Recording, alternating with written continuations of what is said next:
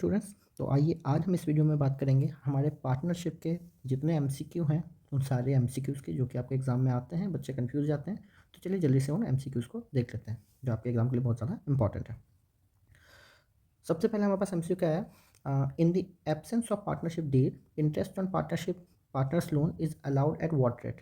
भाई देखिए यहाँ पे सवाल है, ये सवाल में पूछा गया है कि अगर आपके पास पार्टनरशिप डीड नहीं है, अगर पार्टनरशिप डीड नहीं है तो आपका जो इंटरेस्ट होगा ऑन पार्टनर्स लोन पे वो कितना होगा। इस चीज़ को मैंने आपको स्टार्टिंग में ही समझाया था जब हम बेसिक्स पढ़ रहे थे अपने फंडामेंटल्स पार्टनरशिप के। तो इसका जो सही जवाब है उसका सही जवाब क्या है, 6% पर एनम। ठीक है, याद रखिएगा जब इंटरेस्ट ऑन लोन की बात होती है पार्टनर्स लोन की तो कितना होता है, 6% दिया जाता है अगर पार्टनरशिप डीड आपके फॉर्म में नहीं है। नेक्स्ट क्वेश्चन चलते हैं। A partnership form must have minimum of how many members. ये तो बहुत बेसिक है, पार्टनर का मतलब ही कि साथ में कोई होना चाहिए।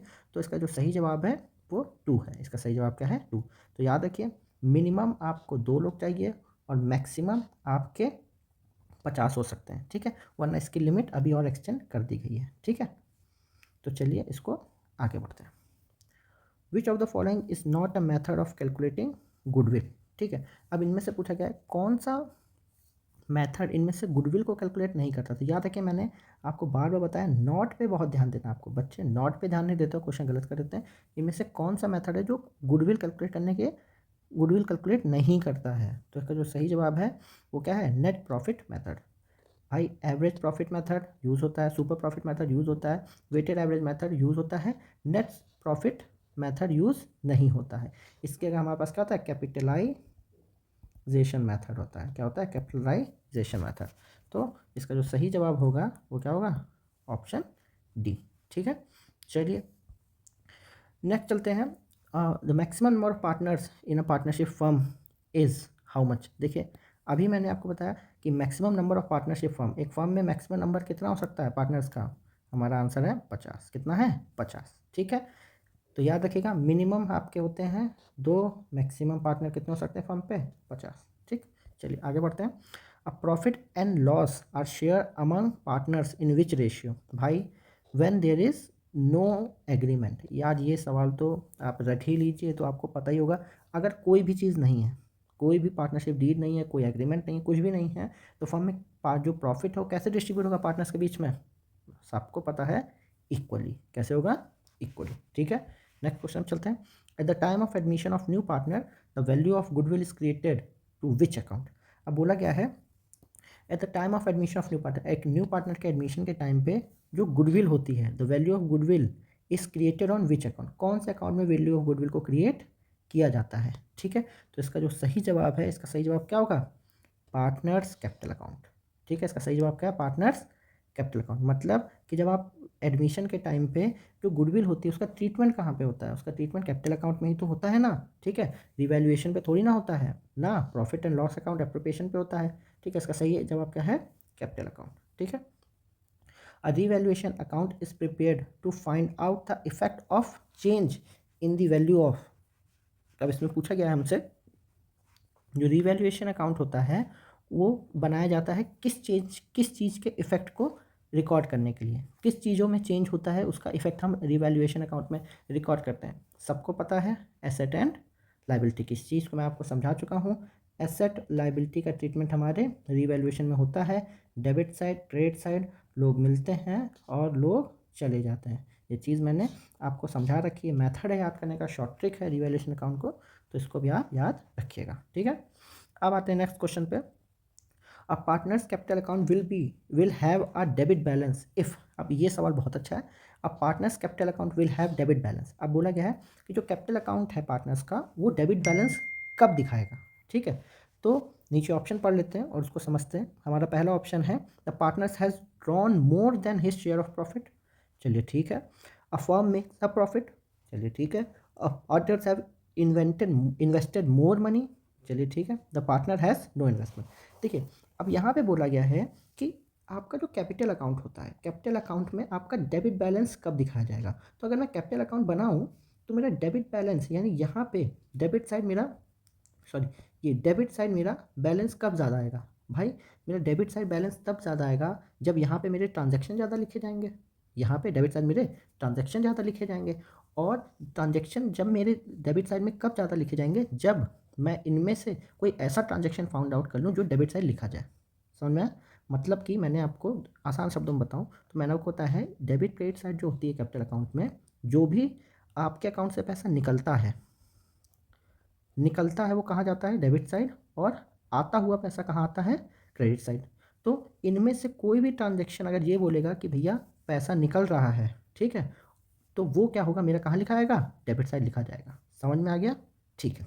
अब partners has drawn more than his share of profit, याद रखिए जब अपने प्रॉफिट से ज़्यादा आदमी पैसा निकालता है, देखिए निकालने की बात आ गई, ठीक है, जब अपने प्रॉफिट से ज़्यादा आदमी पैसा निकालता है तो क्या डेबिट साइड लिखा जाता है, हाँ सर लिखा जाता है। दूसरा कंफर्म कर लेते हैं, अ फर्म मेक्स अ प्रॉफिट, अरे फर्म में प्रॉफिट आएगा तो देखिए कैपिटल अकाउंट के क्रेडिट साइड में जाएगा ना, तो यानी यहाँ पैसा आएगा। Firm has invested more money, partners has invested और मनी, भाई वो और इन्वेस्टमेंट करेंगे तो देखिए उनके अकाउंट में पैसा जाएगा, ठीक है। अब पार्टनर हैड नो इन्वेस्टमेंट, कोई इन्वेस्टमेंट नहीं होगा तो कोई ट्रांजेक्शन नहीं होगा। तो यहाँ पे सीधा सीधा फंडा में समझ में आ गया है कि ऑप्शन ए जो होगा वो क्या है, हमारा सही आंसर बन जाएगा। ठीक है, आई होप आपको ये चीज़ समझ में आई होगी। नेक्स्ट क्वेश्चन चलते हैं, a retiring partner share of goodwill is credited to, भाई जो रिटायरिंग पार्टनर होते हैं उसकी जो गुडविल होती है, ठीक है, उसके गुडविल का ट्रीटमेंट कहाँ होता है, ठीक है। तो चलिए ऑप्शन देख लेते हैं, आप सबको ये पता ही होगा, बहुत आसान सवाल है। उसका जो ट्रीटमेंट होता है वो होता है उसके कैपिटल अकाउंट में। याद रखिए कहाँ होता है, कैपिटल अकाउंट में। बच्चे कंफ्यूज हो रहे होंगे, लोन अकाउंट बोलेंगे, पर लोन अकाउंट नहीं होता है। देखिए लोन अकाउंट पे कौन सा अमाउंट जाता है, लोन अकाउंट पे वो अमाउंट जाता है जो उसके कैपिटल का होता है, उसका जो कैपिटल का बैलेंस होता है ना, वो जाता है हमारा कहाँ पे, उसके लोन अकाउंट में। गुडविल की जो बात आती है, गुडविल की बात आती है तो वो कैपिटल अकाउंट में ही उसे वहाँ पे ट्रांसफ़र कर दी जाती है। ठीक है, याद रखिएगा इसे। नेक्स्ट क्वेश्चन है, what happen to the partnership agreement when a new partner is admitted, भाई जब नया पार्टनर हमारे बिजनेस में आता है तो पार्टनरशिप एग्रीमेंट का क्या होता है, it remains unchange, it get dissolve automatically, a new agreement is form, और the existing partner has to leave. अब यहाँ पे बोला गया है कि जब नया पार्टनर हमारे फॉर्म में आता है तो पुराना जो एग्रीमेंट होता है उसका क्या होता है, ये तो बिल्कुल आसान सा सवाल है। हमारा क्या होता है, एक नया एग्रीमेंट बनता है, क्या होता है, एक नया एग्रीमेंट फॉर्म होता है। ठीक है, इस चीज़ का अर्थ है कि पुराने में कोई चेंज नहीं आ गया तो बिल्कुल ही गलत है। इट गेट डिजॉल्व ऑटोमेटिकली, नहीं ऐसा नहीं है, पूरा डिजॉल्व नहीं होता है।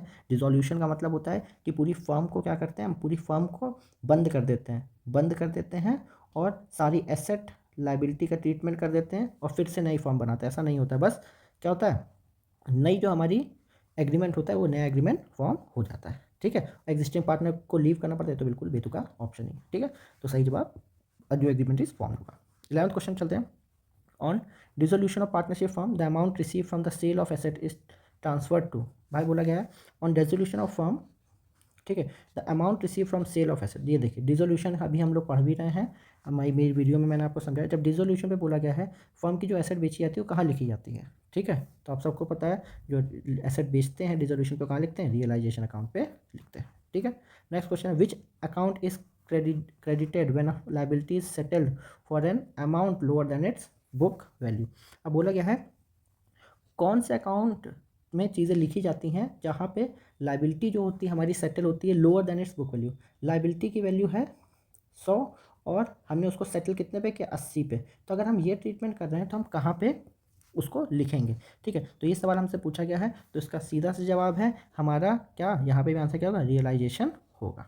ठीक है, क्योंकि यहाँ सारे ऑप्शंस में एक ही ऐसा ऑप्शन है जहाँ पे एसेट लाइबिलिटी का ट्रीटमेंट होता है। और याद रखिए हम रेजोल्यूशन की बात हो रही है यहाँ पे, क्योंकि हमारी एसेट लाइबिलिटी का ट्रीटमेंट यहाँ पे हो रहा है, तो वहाँ पे हम किसकी बात करते हैं, हमेशा रियलाइजेशन की बात करते हैं। ठीक, नेक्स्ट ऑप्शन पे चलते हैं, विच of the following liability is paid first eight the time of dissolution. भाई ये तो बहुत ही बढ़िया सवाल है।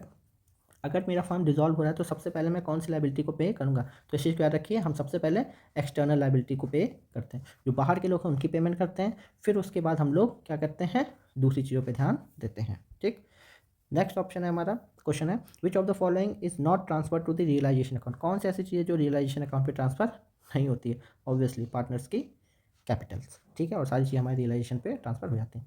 और आज का हमारा लास्ट सवाल है, which of the following is prepared to close the book of account at the time of dissolution. बोला गया है कौन सी which of following prepare to close the book of account at the time of resolution. कौन सी book है हमारी close होती है रेजोल्यूशन के टाइम पे, ठीक है, हम कौन सी बुक बनाते हैं रेजोल्यूशन के टाइम पे, ठीक है, तो हमारे सबको पता है it's a realisation of account, ठीक है। तो ये सारे जो ऑप्शन वो एमसीक्यूज़ हैं इनको याद रखिएगा। आई होप आपको ये वीडियो समझ में आई हो। आपके एग्जाम के लिए सारी चीज़ें बहुत ही ज़्यादा इंपॉर्टेंट होते हैं। बच्चे बहुत मैंने देखा कंफ्यूज होते हैं इन एमसीक्यूज़ में, क्योंकि बेसिक्स क्लियर नहीं होते, और ये बेसिक्स आपको इन एमसीक्यूज़ से बेहतर कोई नहीं समझा सकता, ठीक है। तो एमसीक्यूज़ आप करते रहिए, और अगर आपको कोई भी चीज़ में डाउट है तो कमेंट करिए। इन सारी जो की वीडियो में अपने चैनल पे अपलोड कर रखी है, उनको चेकआउट करिए, एक एक चीज़ मैंने अच्छे से आपको समझा रखी है। तो चलिए, वीडियो अच्छी लगी वीडियो को लाइक और चैनल को सब्सक्राइब जो करिएगा। Thank you and God bless.